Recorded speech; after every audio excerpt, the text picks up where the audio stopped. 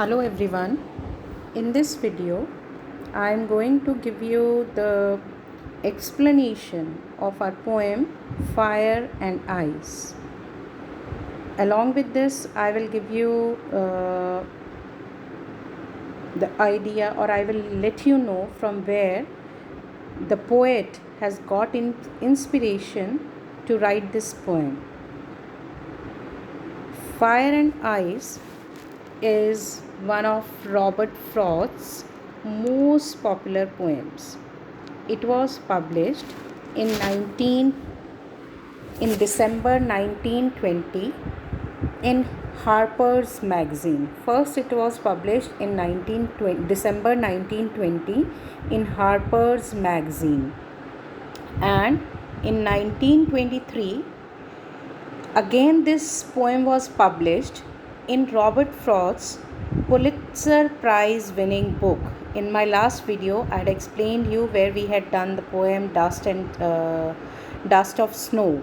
In that poem, I had mentioned that poem was published in 1923, and in 1924 that poem has got the poet had won Pulitzer Prize for his poem Dust of Snow, and this poem was also published in the same book named New Hampshire, but it was published in 1923.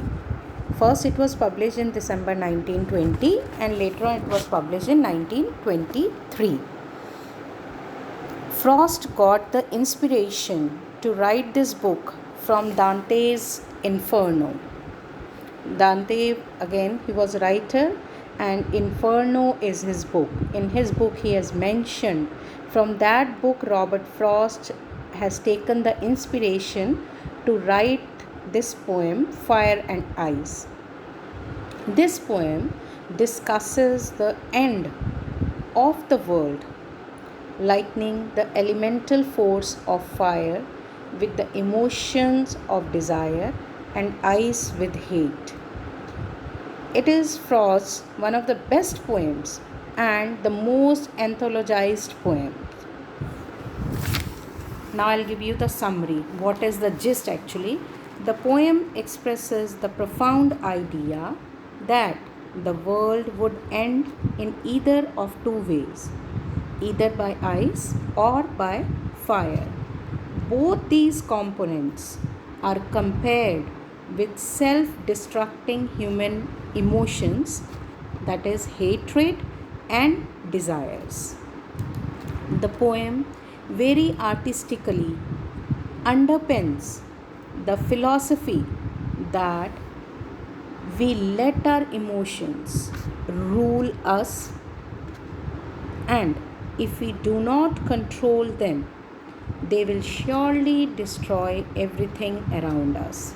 Similarly, poet thinks fire and ice both are just as competent in bringing the world to a catastrophic end. This is what is the gist of the poem. Now let me explain you. Some say the world will end in fire, some say in ice. In these two lines, the poem is really symbolic. It does not give us the literal meaning. You cannot get from the poem. You have to think and rethink to get the deeper meaning lying behind these lines. Some say the world will end in fire, some say in ice. But according to Robert Frost, he says some people say if the world has to end, some of them say that the world will end with fire, and some people, they have the opinion that the world would come to an end with in ice. What I have tasted of desire, I hold with those who favor ice. The poet says that what I have known or what I am aware of desires, according to me, I am with those people who say that the world would end with fire. But if it had to perish twice, but if the world would end twice, I think I know enough of hate to say for destruction, ice is also great and would suffice. In these lines, the poet says that he knows there is enough of hatred in this world. People do not like each other, they hate, they have cold attitude, and that cold attitude here is compared with the ice. That cold attitude or a hatred feeling are just sufficient to bring this world to an end. And according to the poet, that hatred is also sufficient. Suffice means sufficient and is also great to bring the world to an end. The children, the poem expresses the profound idea that world would end either by ice or by fire. One group is of the opinion that someday the earth's core will get heated up so that it would lead to fire destroying the earth's surface. On the other hand, the second group says that if the temperature goes down to an extent that makes life on earth impossible, it would have the same catastrophic effect. The poet further says that from what he is aware about fiery desire, here fire means symbolizes fiery desires, he would favor the one who say that it would be fire. By saying so, the poet brings about the idea that human beings let their emotions rule them, and the consequence of unmonitored longings is the chaos. That means if the desires of the human beings are not kept under control, then this world, there will be chaos all around, and definitely one day the world would come to an end. Then in the last five lines, the poet says, then by not waving off the first opinion, he is not leaving even the first opinion of fire, he considers if the world has to expire twice, means if the world has to destroy twice, ice would be equally competent in ending it. Ice would be equally sufficient to bring this world to an end. He brings about a contrast between ice and hatred. The human capability of insensitivity and hatred has the potential of destruction. I'll repeat this line.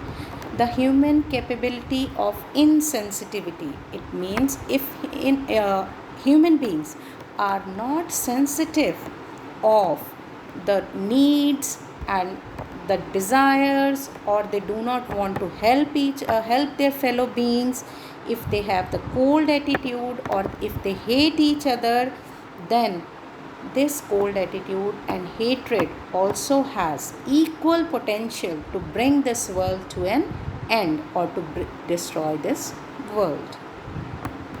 Though slow and steady, it has the same effect that desires have on us. Similarly, our desires, if we do not control, if we want everything for our own selves only, then one day what will happen? We will not take care of the needs of our fellow friends, of our family members, or the other persons of the society. Then what will happen? We will think we will be selfish. We will not think of others. Then definitely this behavior of ours will also bring a destruction in the world, will create a chaos in the world.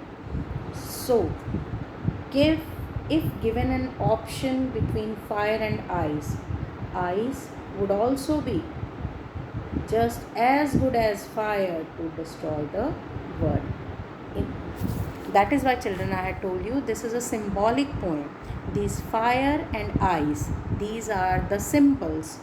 Fire is the metaphor of desires, and ice is the metaphor of our cold attitude or hatred for our fellow beings. That's all, children. This is all about the summary of the